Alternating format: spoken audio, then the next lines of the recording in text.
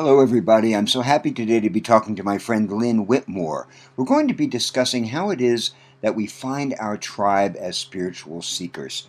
Lynn is uniquely qualified to talk about this as the executive director of the Cambridge Insight Meditation Center, as well as a longtime spiritual seeker herself. So, Lynn, welcome to the call, and I'm so happy you're able to connect with me today. Thank you, Mark. I'm delighted to be part of this conversation. Thank you, dear. So I'd like to start off by just asking you, what is the value of Sangha, and why is community so essential for spiritual awakening? Well, I can talk about that both from my own experience and the conversations I've had with other people, but also from the teachings of the Buddha, who said that Sangha is one of the three jewels of this path, and that basically without that, we are never going to find our way to awakening. We need the company of others. We need the dedication of others, the energy of others, people who can see us and hold us with perspective and encouragement, and that trying to do this on your own is just impossible. From the teachings, then that's a theory until we actually test it out ourselves. We know that this was an essential part of the Buddhist teaching. And from my own perspective, I was raised in a family where we were not really religious. And so the idea of conversations with others about God or spirituality or those aspects of life was very foreign to me. And so just knowing that I'm coming from that perspective, I kind of stumbled into what turned out to be the true path for me. And I know that I rely on Sangha. And believe me, I'm not an expert at it. It doesn't come naturally. I'm coming from the background I came from. You were really individualistic. But I found it not always easy, but always, always crucial for these strides that I've been able to take in my own spiritual development. And was there a time in your life, Lynn, before you found the teachings where you were called to a seeker's life but couldn't connect to a tribe? I think I always was. I've always read, and I've always knew that there was more that I needed to understand in order to really know what it meant to be human. And I found that in friendships, in individual friendships. People I connected with my whole life were also sort of built the same way. And that really carried me a long way, and that still is crucial to my life and to the richness and learning in my life. And I think I'm one of the people who kind of tiptoed into Sangha with a lot of ambivalence. Again, coming from a family that was a bit disconnected and really didn't belong to it. A lot of other people who I've come to know through the years of being at the Cambridge Insight Meditation Center came perhaps from a Catholic background, where not only were they raised Catholic, their parents were, and their grandparents, and that sense of church and belonging to something bigger came naturally for them, or came, it's sort of in their blood, in their genes almost. That wasn't my experience. So I've seen different people with their different backgrounds kind of come towards what is essentially my spiritual Sangha in the Theravadan Insight meditation tradition. I think it really is different for everybody depending on your background.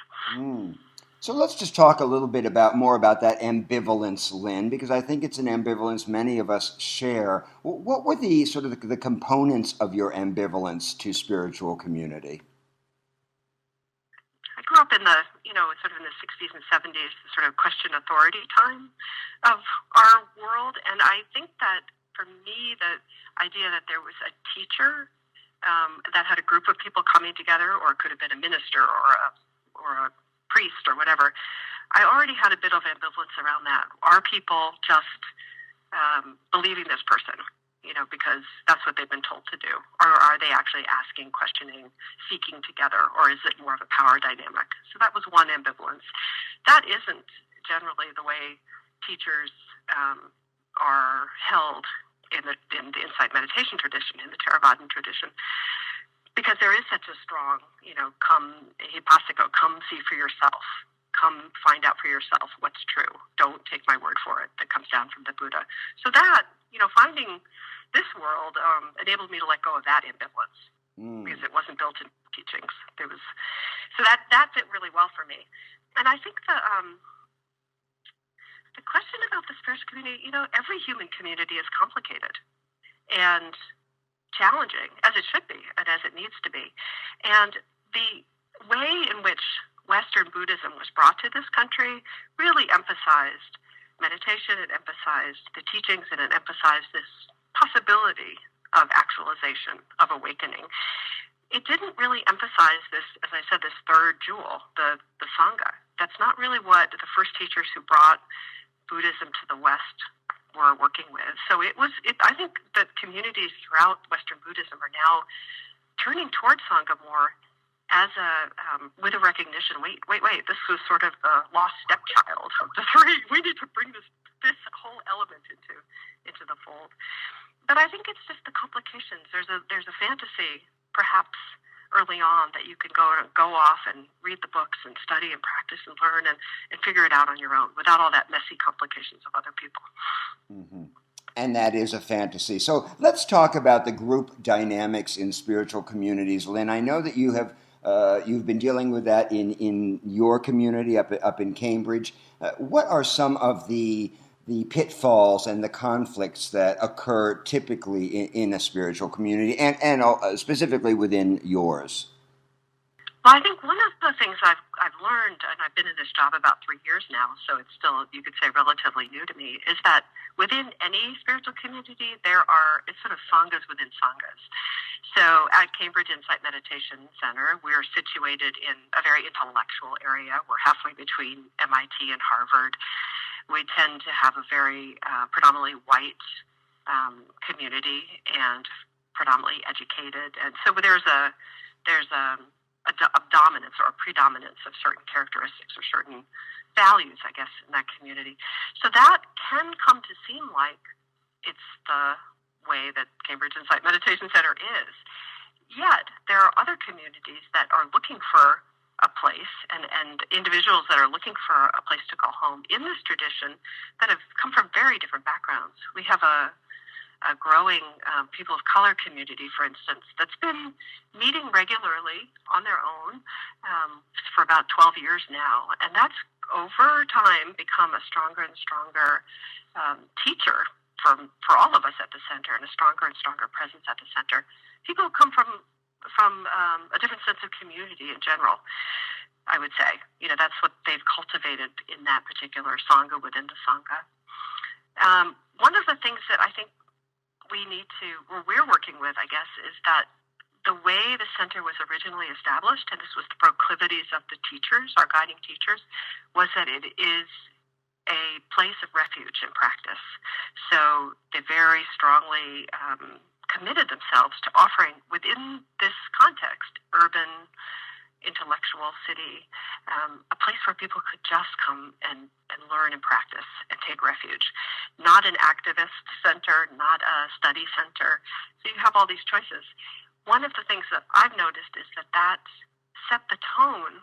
You walk into the center, it's very peaceful, it's very quiet. People come in, they take off their shoes, they go and they study. That quietness, to many people, feels unwelcoming. They walk in and they're like, God, nobody talks to me. Everyone's looking away. People are practicing.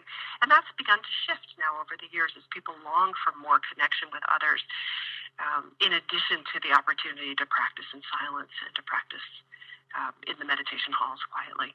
So that's actually a shift, really, in the last few years.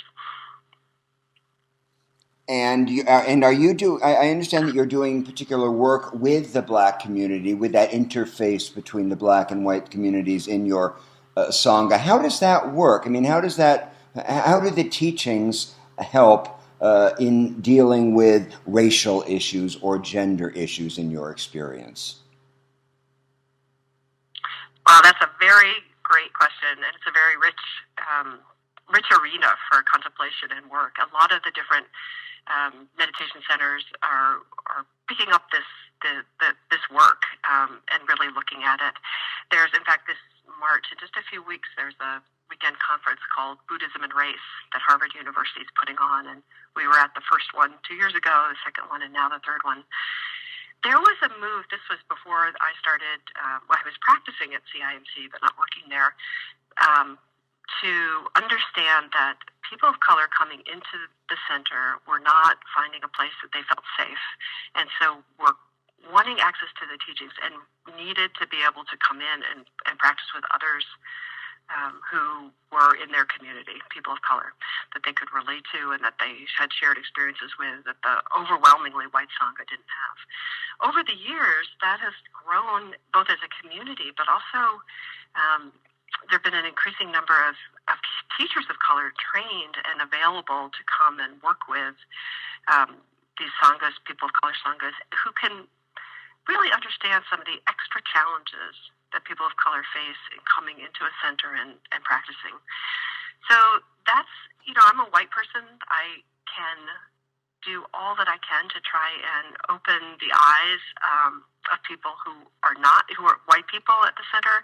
This is one of the newest things we're doing. We've begun to work with different consultants. Eleanor Hancock, who has a fantastic website called White Awake. She came up and did a training with us for a couple of days, specifically for white people, to say, look, we're ignorant. I mean, we're so ignorant of the experience of people of color in this country, or many of us are. And that very fact is a barrier for us realizing, actualizing our vision for this center, and really the vision of Buddhism, which is that it's a safe refuge for everyone, where the teachings are available to everyone. And you could say, well, sure, anyone can walk in that door. We're nice. But if we don't create a truly welcoming in the sense that I actually see you and I have some understanding of what your life has been like, how it differs from mine, given the reality of racism in this country. If there's not some awareness of that, how can you feel seen and truly safe in this center?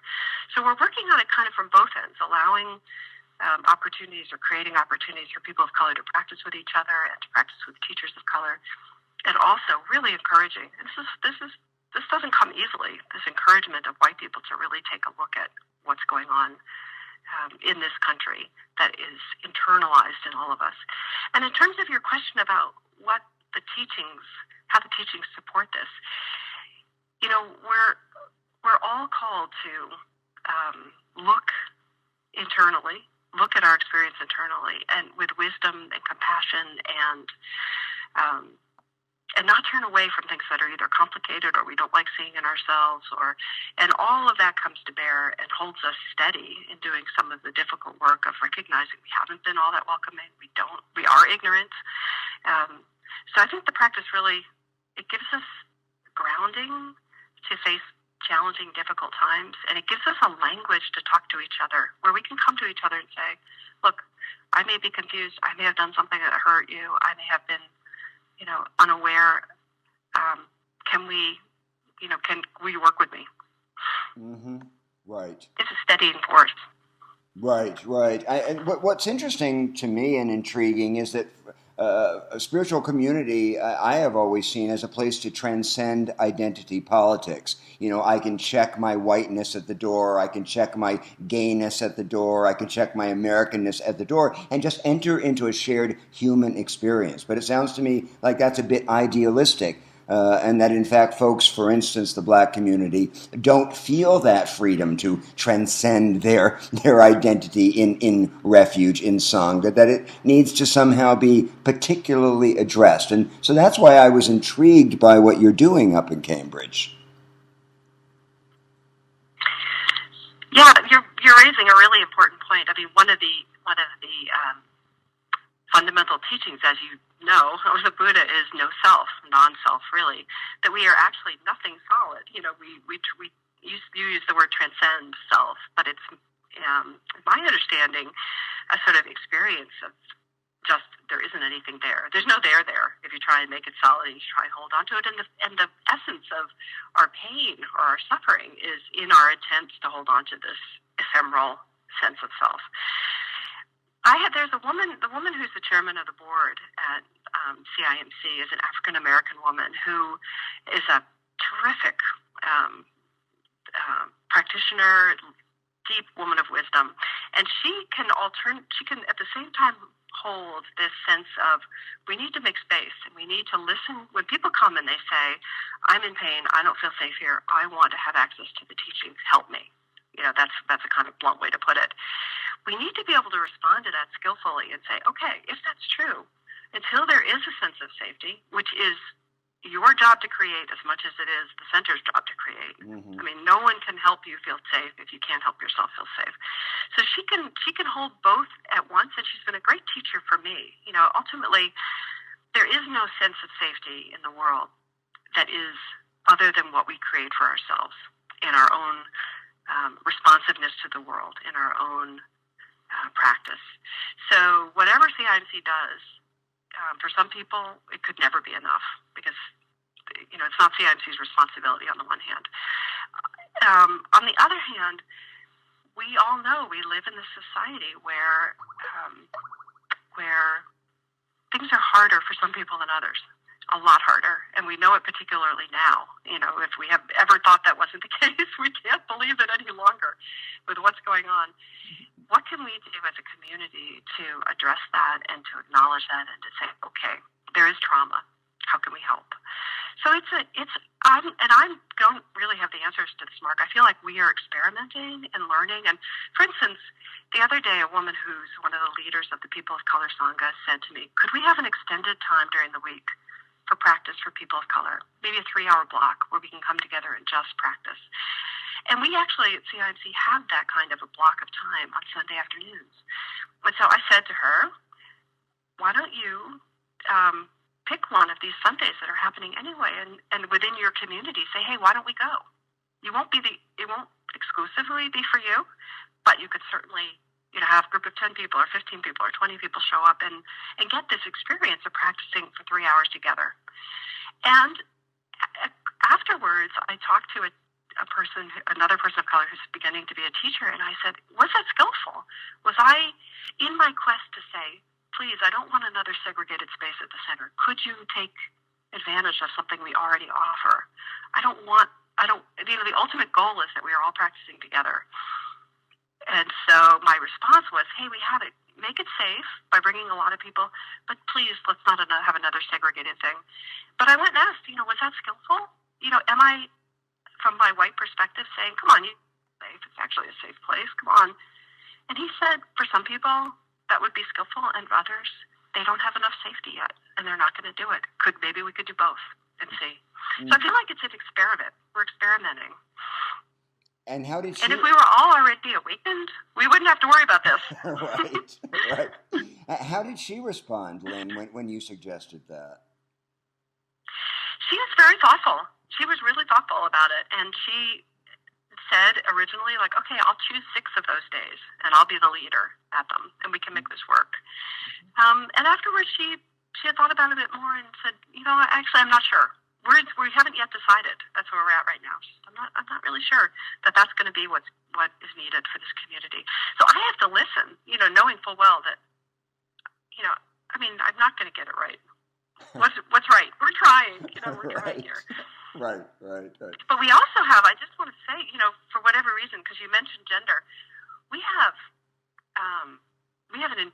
quite a large gay, lesbian, bi, LGBTQ community, and more women practitioners than men practitioners. And so there are people who come from traditionally marginalized communities that do feel comfortable at the center. And, again, it's Massachusetts, it's Cambridge. So that already tells you something about who lives around here. Right.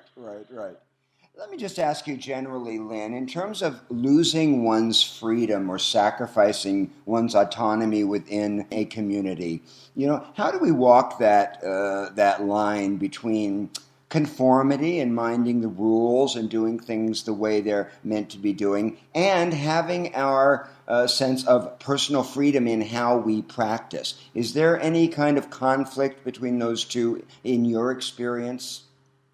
I don't actually think there is. And again, it's partly because we have this, we come from this tradition which says, question everything, check it out for yourself. And also partly because we have such a plethora now of Western teachers and so many different forms of Buddhism that are available to us and so many teachings online.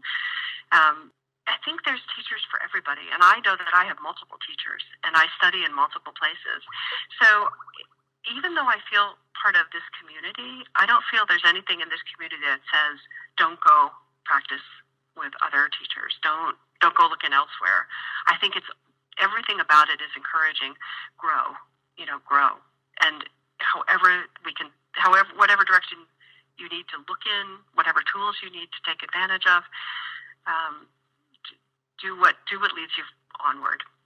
And so I don't feel like in this tradition there's a conflict with that. Beautiful. And generally, Lynn, in terms of choosing a community, if say a person is just has no sense of sangha, what does he or she want to look for, and what avoid when looking for a community where they're going to be able to do the most skillful practice for themselves? That's a great question. I mentioned the person, actually, she works at the center, who comes from a Catholic family, a longtime Catholic, mother, Catholic grandparents, on and on and on. And, often when I think of a person coming from that background, and this is through talking to people, because I don't come from that background, what I found is that there's a comfort with some of the ceremony that may be found. It's soothing, it's comforting, it's supportive, and it's helpful in one's practice that maybe comes from Tibetan Buddhism with its iconography and its robes and its chanting and its more traditional, that kind of sort of speaks to the soul of people for whom or resonates with people who have that as a background. This isn't obviously true across the board, but I think each of us seeks something that is familiar enough to feel safe and recognizable, that gives us then the support to basically stretch in directions that can be very challenging at times. The teachings can be really challenging. So I think there's a way in which we look for safety. We look for tribes. You mentioned tribes, before as well.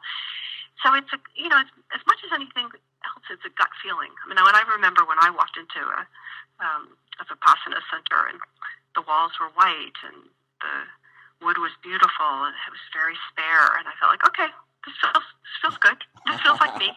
But I think it's also about people. I was talking about sanghas within sanghas, and a lot of the spiritual growth that, or the things that sort of foster spiritual growth, are those smaller group connections. That a small group of people that you maybe afterwards, after class, you're sitting together and you're talking with. Are you challenged by what they're saying? Are you held to the standards that you want to be held to? Are you supported at the same time, encouraged and loved? At the same time, people are ready to say, that wasn't all that skillful. Or if you bring up something you didn't do skillfully, they're willing to say, okay, let's see what we can do to help you figure that one out. So, every community has its shadow side. I don't think, again, there's any perfect community, but I think we all have a gut sense of where we feel safer or less safe. That's with teachers too. A sort of gut feeling of, wow, this person, I understand, I get it. Right. And just one last question about tribe, Lynn, is how can we enjoy a spiritual community, feel connected to a closed group or a group that's defined, without becoming tribal, without developing this us versus them sense that's so hardwired in us? How is it possible to have sangha without getting into our sangha is better than somebody else's sangha? Spiritual materialism and ego are so insidious. Do you ever come up against that in your work? I think, it's interesting. Where it comes up at the center is, I think it's less us, my tribe against your tribe, or our, Vipassana against the Zen or the Tibetan or whatever. But you do find that people who've been practicing together for, say in a class, we have classes that have been going on for 20 years, the same class, and so people have come to them for a long time. It can become cliquey, and it doesn't mean to be, but I think we have to watch ourselves for whether we notice the people who are walking in for the first time, whether we're really willing to include, reach out of our comfort zone potentially, and do that. Be willing to let go of that, safe little clique. I feel like I belong here, and open up to other people. So I think it has to be an internal choice, but it really helps to have people who point this stuff out to you. It really helps. One of the things I was struck with, and Thich Nhat Hanh, of course, talks a lot about Sangha and about community. And one of the things he said is, Sangha is, when we take refuge in a Sangha, we undertake a practice. It's not a thing we just get and hold on to. It's a practice, and it's an ongoing practice. So I guess I would just have to sort of ask all of us to be humble and hold on to that and recognize that it's an ongoing practice. Beautiful. Well, Lynn, this has been great to talk to you. This is going to be so helpful for the Seekers Forum. A lot of us are asking these questions, and you're delving into them on a daily basis. So thank you so much for talking to me, and this is so great. I'm happy to speak to you. It's my pleasure. It's always lovely to hear your voice, Mark. So take care and enjoy. Thank you, my dear. Talk to you soon.